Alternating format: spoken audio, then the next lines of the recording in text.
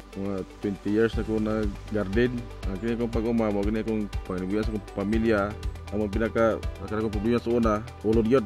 Jadi BM, wah gini, mutake yang ulod nga daghan, wah gini marbis, failure gini. Ito mong gipagamit sa mga produkto, okay raw ba to? Malugay siya, murag tidak makay kapatay itong ispray. Na immune na, wala po. Pubiman po misa mong pang ulo na po sa mo i-spray. May lang naabot rin sa Agwe, gilimuhan ko kuan, itong bagoy lang produkto nga Akasa Extra. Ang Akasa Extra is combination sa duha ka ay mao si clopinapir o si spinosad. So systemic ni siya. So registered siya karon or ang focus na mo is nasa cabbage ang among demo trial. So iyang timplada is nasa 25 to 30 ml per knapsack. So timing of application niya naa siya sa 12 to 15 days.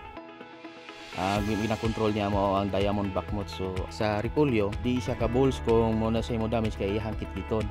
So meaning kung makasulod or taas ang investigation or makasulod si diamond backmoth sa ato ang repolyo or makakos og damage, daghan ta og reject sa ato ang production. Pag-spray na mo, nawala ang mga ulod, amis kay ako repolyo, duha pa rin ako repolyo. Nalipay na kay baka kwarta rin kita ni kay amis kay ang repolyo sa sugat pag-spray ko Akasa. Income kita.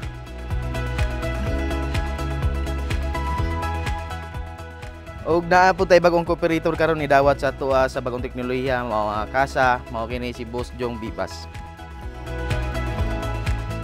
Ako si Jong Bibas, taga Kapatagan. So ang akong source of income mao ni ang paggulay.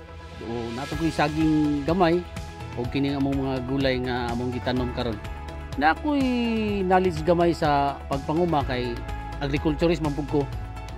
So na ako gi-practice na ko diri sa ako ang ang akong nahibal-an gamay. Problema nang una presyo, ikaduha kaning klima o sa kaning ting-init, usay pud sobra pud sa ulan. Muna among problema niya. Kaning mga dangan nga lisod na patyon kay lahi karon nga season lahi ang mga insekto nga moabot. Ang DBM na sa dati pero mas nigara karon labi na sa klima nga inani nga El Nino init kayo.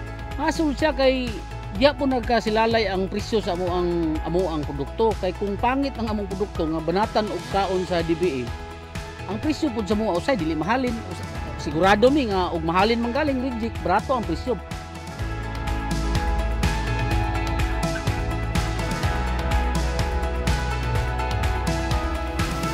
Pag-abot sa produkto nga Akasa, murag na kuanan mi na unsa na murag na uli-ulian mi sa costing sa mo ang tanom kay ang Akasa ug ang katong gi-compare namo nga katong chemicals nga among ginapalit nga mo among gina-maintenance sa among spray sa among cabbage o among Chinese cabbage. I-overall nako ang pagtan-aw, same lang sila og epekto. Ang akong practice high costing kay magkuan pa man ko mag-cocktail man ko mga 2 to 3 chemicals. Kumpara sa Akasa, isa lang akong ginagamit. Nya same lang sila result. Dili ka pinpoint nga kini muni ang resulta sa Akasa, muni ang resulta sa katong mahalon nga chemical. Pareha man sila result. Pero kung kuan sa costing sa farmer, lamang ang Akasa kay isa ra man ka chemical sa akong gigamit. Barato man ang Akasa. Nya nganong muadto pa ko mogamit atong mahalon nga na may barato nga epektibo.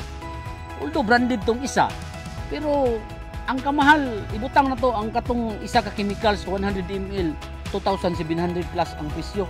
Ikumpara nimo ani kung mao man lang galing tong presyo nga almost 500 to 600 or 700. Dili ko sa Akasa.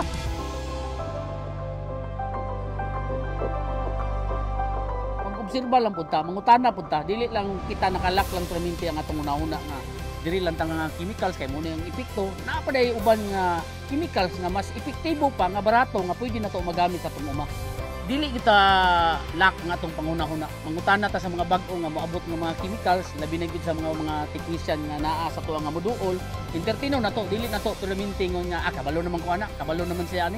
Mo naman niya mong naandan. Kailangan open-minded ta nga atong i-adapt ang mga bag-o o kanang bag-o nga teknolohiya o bag-o nga chemical sa atong uma.